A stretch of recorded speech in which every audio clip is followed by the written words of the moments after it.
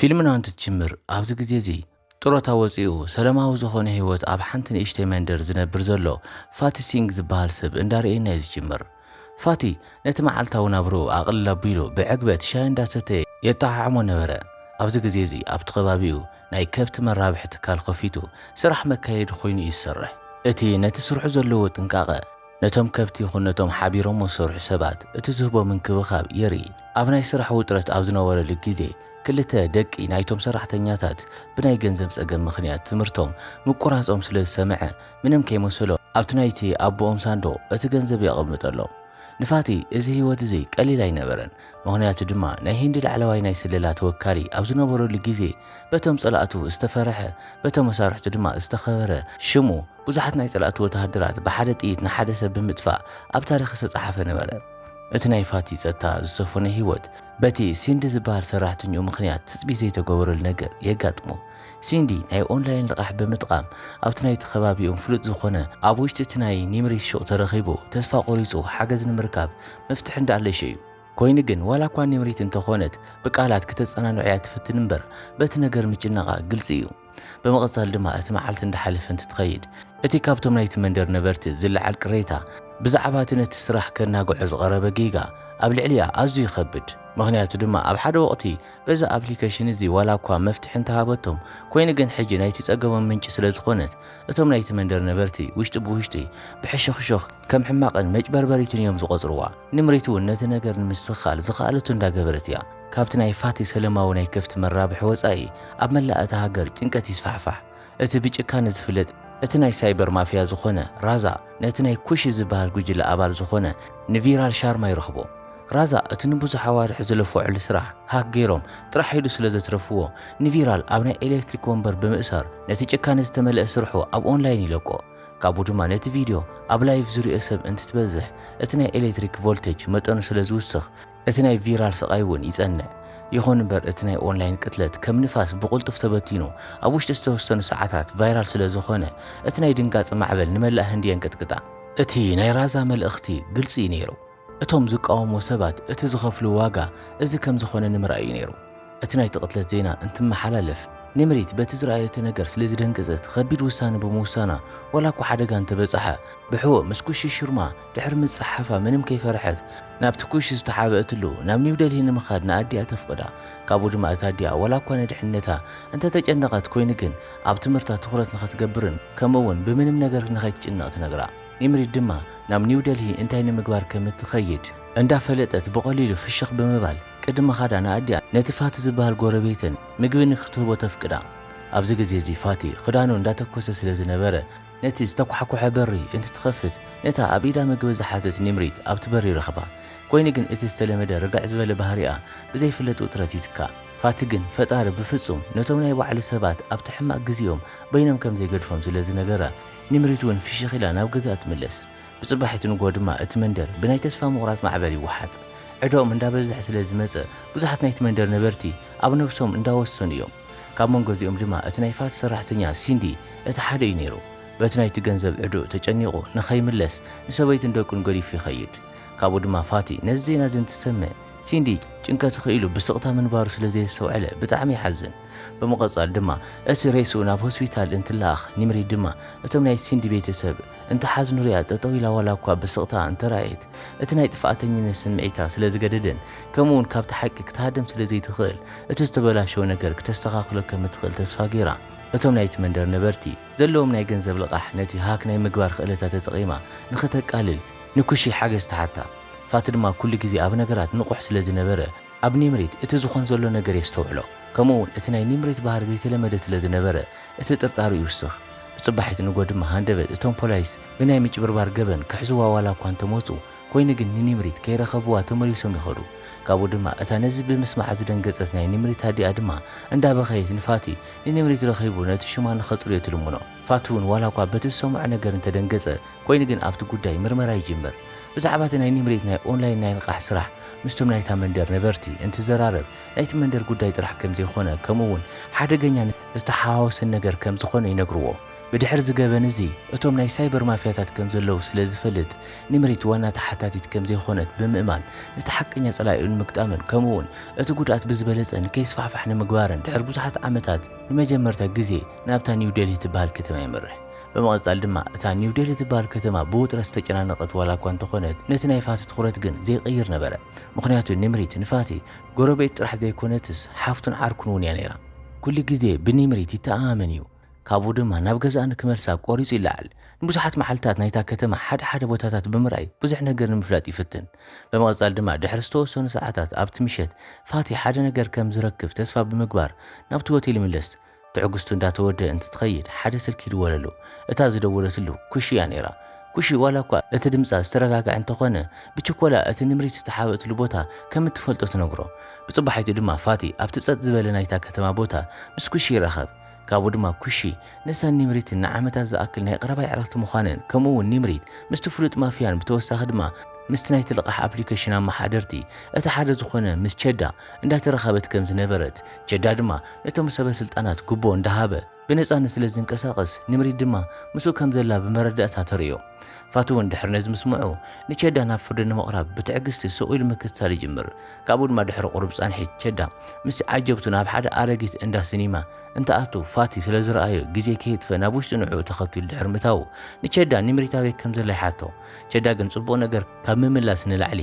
ኣብ ልዕሊ ፋቲ ስለዝቀለደ ፋቲ ድማ ነትበራ ዓጽዩ ንቸዳ ነቶም ሰባቱን ሓደ ብሓደ ብጭካኔ ሃርሞም እቲ ሓያል ማፍያ ዝኾነ ቸዳ ኣብ ትሕቲ ናይ ፋቲ እግሪ ድሕር ምማቱ ፋቲ ድማ ነታ ናይ ቸዳ ሞባይል አልዒሉ በቲ ናይ ቸዳ ናይ ገጽ ዓሸራ ኸፊቱ እቲ ዝደልዮ መረዳእታ ካብታ ናይ ቸዳ ሞባይል ናብታ ናይ በዓል ሞባይል ይሕልፍ ቀጽሉ ድማ ፋቲ እቲ ዓሸሩ ከይርከብ ነታ ናይ ቸዳ ሞባይል ጸሪጉ ይቐምጣ በመቐጻል ድማ ብዙሕ ከይጸንሐ እቲ ህንጻ ብፖሊስ ይኽበብ كابو دما اتم حدا مرمرتي اتم مافياتات ببعلم انت باسو استفدر قتلت ولا كنت مسلم اتوانا مرمارغن منم عينت مرداتا سلازي رخبو ناي مافياتات بازي كونس بالسلطنه سب استفصم قتلت كم زخوني يكمت اتناي تشدا نايتو مافياتات نموت حدش تاريخي يقصص رازا دما حريو اتناي تشدا موت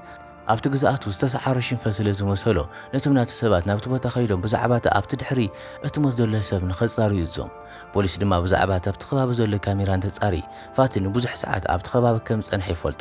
ብኻልእ ገጽ ድማ ሳትያ ናብታ ከተማ ብናይ ባዕሉ ጉዳይ ደኺሙ ዋላ እኳ እንተተመለሰ ኮይኑ ግን እቶም ናይ ራዛ ሰባት ብውጥረት ስለ ዝተቐበልዎ ሳትያ እውን ሓሪቑ ነቶም ናይ ራዛ ሰባት ይቐትሎም እዚ ከምዚ ኢሉ እንከሎ ፋቲ ኣብ ውሽጢ ኣብቲ ከባቢ ኣብ ዘሎ እንዳ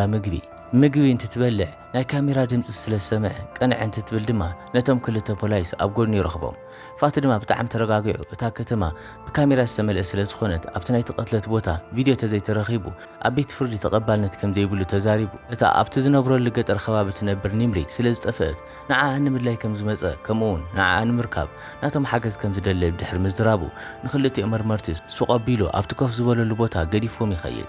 ራዛ ድማ ብዙሕ ከይጸንሐ ናብ ሳትያ ደው ኢሉ ነታ ንኹሉ ምሽጥራዊ ፋይሎም ሃክ ዝገበረቶ ኩሺ ክረኸባ ከም ዘለዎ ይነግሮም ሳትያ ድማ ነዚ ድሕሪ ምስምዑ ብዛዕባቶም ምስ ኩሺ ዝራኸቡ ሰባት ምጽራይ ስለ ዝጀመረ ብዋናነት ድማ ዋላ እኳ ብዛዕባ ፋቲ ምጽራይ እንተጀመረ ኮይኑ ግን ምንም ጠቐመ ሓበሬታ ይረኸበን ስለዚ ድማ ንኽከታተልዎ ሰባት ስለ ዝመደበ እቶም ሰባት ናብቲ ፋቲ ዘለዎ ሆቴል የምርሑ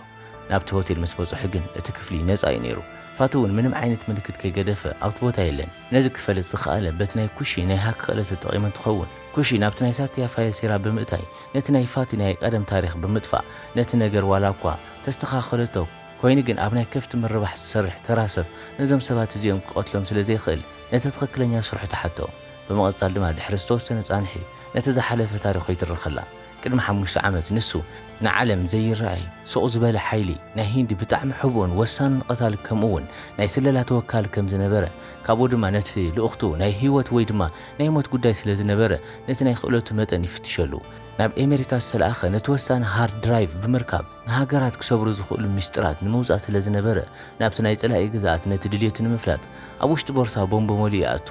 ካብኡ ድማ እቶም ነቲ ሃርድ ድራይቭ ዝሕልዎ ማፍያታት ምስኡ ዘይሰማምዑ ስለ ዝነበሩ እቲ ኣብቲ ቦርሳ ሒዝዎ ዝነበረ ቦምቢ ብምፍራሕ ነቲ ሃርድ ድራይቭ ይቕበሎ ካብኡ ድማ ኣብቲ ግዜ ንሱ ምፍንጃል ስለ ዝተፈጠረ ንሱ እውን በቲ ምፍንጃል ምኽንያት ከም ዝሞተ ይሕበር በመቐጻል ድማ ኩሺ ነዚ ታሪኹ ዝተገሪማ ድሕሪ ምስማዓ ብናይ ራዛ ዓይኒ ኣብቲ ቦታ ተዘይተረኣዩ ናብቲ ድሕነት ዘለዎ ገዛ ትጋብዞ ኣብ ውሽጢ እቲ ገዛ ድማ ኩሺ ምስቲ ጉጅላ ሃክ ትገብረሉ ሕወት ኣለዋ ኣብ ውሽጢ እዚ ክፍሊ እዚ ድማ ምስቶም ደቂ ጉጅላ ስለ ትራኸብ ምስ ፋቲ ተፋልጦም ፋቲ እውን ግዜ ከየጥፈ ነቲ ክፍሊ ምርኣይ ስለ ዝጀመረ ኣብ ድሕሪ ሕድሕድ ናይ ተዓዲ ነበርቲ እቶም ናይ ሳይበር ማፍያታት ከም ዘለዉ ከምኡውን ኩሉ ሰብ ኣብ ኢዶም ከም ዝወደቐ የረጋግጽ ካብኡ ድማ ብጽባሒት ንጎ ነዚ ነገር ንምጽራይ ፋቲ ናብቲ ቅድሚ ብዙሕ ዓመት ገዲፎ ዝመጸ ህይወት ተመሊሱ ናብ ዱባይ የምርሕ ኮይኑ ግን ኣብ ቅድሚ ፈተና ስለ ዘጋጠሞ ነቲ ቅድሚ ሕጂ ኣብ ዓበይቲ ልእኽቶታት ዝኣምኖ ዝነበረ ኣያፓ ዝበሃል መራሒ ይረኽቦ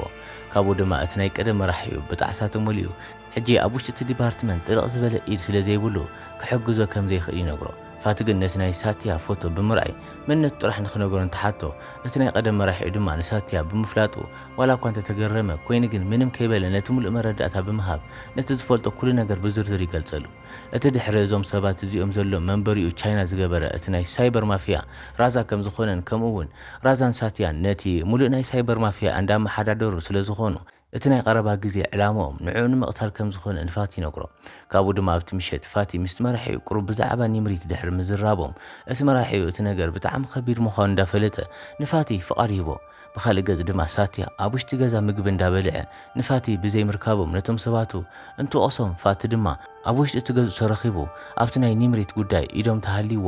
ንሱን ዕሩኽቱን ከም ዘብቅዐሎም ብምዝራብ ነቲ ናይ ሳትያ ዝተደፈነ ናይ ግሊ ምሽጥር የውፅኦ ቀፂሉ ድማ ንሳትያ ንገዛ ኣቡኡ ከም ዝቐተሎ ከም ዝፈልጥን ከምኡውን ሓደ ዕድል ስለ ዘለዎ ኢድ ንኽብ ይዛረቦ ኢድ ተዘሂቡ ድማ እቶም ኣብ ዙርያ ትገዝኡ ዝገጠቦም ናይ ኣውቶማቲክ መሳርሕታት ከም ዝትኮስ እንትነግሮ ሳትያ ድማ ክደራደር ይደሊ ፋቲ ግን ነቲ ድርድር ከይሰምዐ ካብ ጎድኑ ተላዒሉ ይኸይድ ካብኡ ድማ እቲ በዚ ዝሓረቐ ሳትያ ናብታ ዝጨወያ ኒምሪት ብምኻድ እቲ ኣብ መንጎ ፋቲን ኒምሪትን ዘሎ ርክብ እንታይ ከም ዝኾነ ብምሕሳብ ንሕልንኡ ብሕቶ ይውጥሮ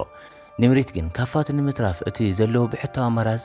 ይቅርታ ምሕታት ከም ዝኾነ ስለ ዝነገረቶ ብጽባሒት ንኩሺ ንምሓዝ እቶም ናይ ሳትያ ሰባት ዋላ እኳ ናብቲ ገዛ እንተኸዱ ኮይኑ ግን ኩሺ ድምፂ ስለ ዝተሰምዐ ዋላ እኳ ናብቲ ምሽጥራዊ ዝኾነ ክፍሊ እንተኣትወት ኮይኑ ግን ኩሺ እንትንቀሳቐስ ኣቕሓ ስለ ዘውደቐት በቲ ዝሰምዖ ድምፂ እቲ ሓደ ናይ ሳትያ ሰብ ነቲ ክፍሊ ስለ ዝረኸቦ ፋቲ ድማ ኣብቲ ቦታ ብሃንደበት ተረኺቡ ንኹሎም ዋግኦም ይህቦም ኩሺ ድማ ብፈርሒ እንዳተንቀጥቀጠት ፋቲ ስለ ዘድሕና ንምምስጋን ትጥምጠሞ ራዛ ድማ ምስቲ ናይ ኦንላይን ልቃሕ ኣፕሊኬሽን ዝተራኸቡ ንኹሎም ሒሳብ ቁፅርታት ብምውዳእ ነቲ ገንዘቦም ሃክ ይገብሮ ካብኡ ድማ እቲ ኣካውንቶም ባዶ ብምዃኑ እቶም ኣብ ኩሉ ኣብ ገጠር መንደር ውሽጢ ዝነብሩ ሰባት በቲ ናይ ራዛ ናይ ጭካነ ስራሕ እቲ ናብሮኦም ይበታተን ብምቕጻል ድማ ኩሎም ንራዛ ተቃዊሞም ሰልፊ ስለ ዝወፁ ፋቲ ድማ ንኹሉ ሰብ ኢሎም እቲ ናይ ራዛ ስራሕ ጠጠው ከብልዎ ከም ዘለዎም ንኩሺ ይነግራ ራዛ ድማ ብወገኑ እቲ ገንዘብ ናብ ኢዱ ስለ ዝኣተወ ኣብቲ ፀወታ ተዓዋቲ ዝኾነ ዋላ እኳ እንተመሰሎ ሳትያ ድማ ቴክኖሎጂ ብምጥቃም ንፋቶም ሲሉ ቪድዮ ብምፍጣር እቶም ናይቲ መንደር ነበርቲ ነቲ ኣብ ልዕሊ ፋቲ ሕዲሮሞ ዝነበረ እምነት ንኸጥፍዎ ምግባሩ ከይኣኸሎ ንኩሽን ፋቲን ንኽሕዝዎም ነቶም ናቱ ሰባት ይእዝዞም ካብኡ ድማ እዚ ቪድዮ እዚ ቫይራል ስለ ዝኾነ እቶም ድሕሪ እዚ ገበን እዚ ዘለውን ከምኡውን እቶም ዝድለዩ ገበነኛታት ኩሽን ፋትን ስለ ዝኾኑ ድሕሪ ዝተወሰኑ ሰዓታት ኩሽን ፋትን ካብቶም ፖላይስን ካብቶም ናይ ሳትያ ሰባትን ንምምላጥ ይሃድሙ ኮይኑ ግን እቲ መላእ መንደር ነቲ ቪድዮ ስለ ዝረኣዩ ኣብ ኩሉ መምለጢ ቦታ ኣብ ቅድሚ ሰብ ከዳዓት ነበሩ ፋትን ኩሽን ኣብ ዝተሓዋወሰ ፀገም ስለ ዝኣተዉ ንምምላጥ ናብ ዝተፈላለየ መንገዲ ብምኻድ ዋላ እኳ እንተተፈላለዩ ኣብ መወዳእታ ግን ፋቲ ከም ገሊሉ ንኩሺ ካብ ሓደጋ ሓልዩ የድሕና ካብኡ ድማ ብቁልጡፍ ነቲ ብልዑል ደረጃ ዝተጠናኸረ ናይ ራዛ ሲስተም ሃክ ንምግባር ናብቲ ናይ ኩሺ ሃከራት ዝኾነ ዕርክቲ ዝነብራሉ ድሕነቱ ዝተሓለወ ቦታ የምርሕ ኮይኑ ግን ሳትያ ነቲ ሲስተሞም ጽኑዕ ስለ ዝገበሮ እቲ ብቐሊሉ ንምእታው ዝገብርዎ ፈተነ ስለ ዝኸሸፈ ኩሎም ብሕርቃን ተስፋ ይቆርጹ እቲ ውጥረቶም ኣብ ልዕል ደረጃ ምስ በጽሐ ንፋቲ ይድውለሉ እቲ ደዋል ድማ እቲ ናይቶም ፖላይስ ዋና ኣዛዚ እዩ ነይሩ ቀፂሉ ድማ ንፋቲ ብቁልጡፍ ኢዱ ተዘሂቡ እታ ተረኛ ብኦንላይን ትቕተል ኒምሪት ከም ዝኾነት ይነግሮ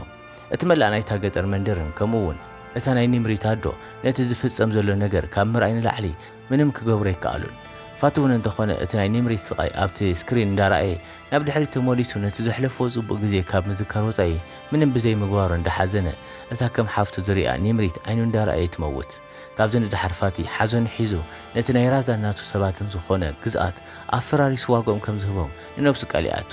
ብጽባሒቱ እቲ ናይ ፋቲ ሕልና ንሓደ ዕላማ ተዳልዩ ናብቲ ገበነኛ ናይ ፖሊስ ኣዛዝ ዘለዎ ሆቴል ምስ ኩሺ ስለ ዝኸደ ነቲ ኣዛዝ ዝግባእ ዓይነት ስቃይ ድሕር ምሃቡ በታ ናይቲ ኣዛዝ ኮምፒተር ተጠቒሙ ነቲ ናይ ሳትያ ኣድራሻ ወሲዱ ነቲ ኣዛዝ ይቐትሎ ብምቕጻል ድማ ብቁልጡፍ ምስ ኩሺ ናብቲ ናይ ሳትያ ቦታ የምርሑ ድሕሪ ብዙሕ ሓደገኛ ቃልሲ ከምኡውን ድሕሪ ኩሺ ሽፋን መሃባን ኩሺ ናብቲ ናይ ሳትያ ሕቡእ ክፍሊ ኣትያ ንኹሉ ሲስተም ሃክ ትገብሮ ሳትያ እውን ነዚ ስራሕ እዚ ዋላ እኳ ቅፅዓት እንታዳለወላ ኮይኑ ግን ፋቲ ነቶም ሓደጋታት ተፃዊሩ ንሳትያ ብሓደ ጥይት ብምቕታል ንኩሺ የድሕና ብምቕጻል ድማ ድሕሪ 2 መዓልቲ እቲ ናይ ፋቲ ናይ ቀደም መርሒ ኣያፓ ደው ኢሉ እቲ ራዛ ዘለዎ ቦታ ስለ ዝነገሮ ፋቲ ድማ نتجمر ቃልሲ ንምውዳእ ናብቲ ዝተባሃለ ቦታ ይመርሕ ፋቲ ነቶም ኣብቲ ቦታ ዝረኸቦም ኩሎም ሰባት እንተጥፎም ራዛ ድማ ኣብቲ ዝተሓወ ቦታ ኮይኑ ብፍርሕ እንዳረኣየ ንፋቲ ቆትሎ ብዙሓት ሰባት ይልኽ ፋቲ ግን ንኹሎም ወዲኡ ናብ ራዛ ያመርሕ ራዛ እውን ኣብቲ ዓዲ ዘይድሕን በሰላ ስለ ዝበፅሖ ዋግኦም እንዳሃቦም ከም ዝኾነ ዋላ እኳ እንተነገሮም ፋቲ ግን ነቲ ዘብፅሐሉ ሓዘን መካሓስ ዋላ እኳ ተዘይነበሮ ኮይኑ ግን ናይ ልቡ ተዛሪቡ ንራዛ ይቆትሎ በመቕፃል ድማ ድሕሪ ዝተወሰኑ መዓልትታት ኩሺ ናብ ለንደን ክትምለስ ስለ ዝኾነት ንፋቲ ተሰናቢታቶ ትኸይድ ፋቲ እውን ብዙሕ ሓሲቡ ናብ ኩሺ ተመሊሱ ነቲ ኣብ ውሽጢ እቲ ገጠር ዝሰርሖ ስራሕ ጽቡቕ ናይ ኮምፒውተር ፍልጠት ዘለዎ ሰብ ከም ዘድልዮ ይነግራሞ ብፍቕሪ ተሓቋፉ ኣብዚ ግዜ እዚ ድማ ሓደ ዓሊሙ ተኳሲ ኣብ ልዕሊ ፋቲ እንተነጻጽር እንዳረኣና ፊልምና ኣብዚ ይውዳእ ባርከስ ክቡራት ተኸታተልትና ናይ ሎም ፊልምና ነዚኣ ትመስል ነይራ ክሳብ ብኻልእ ፊልም ረኸብ ድማ ሰናይ ቀን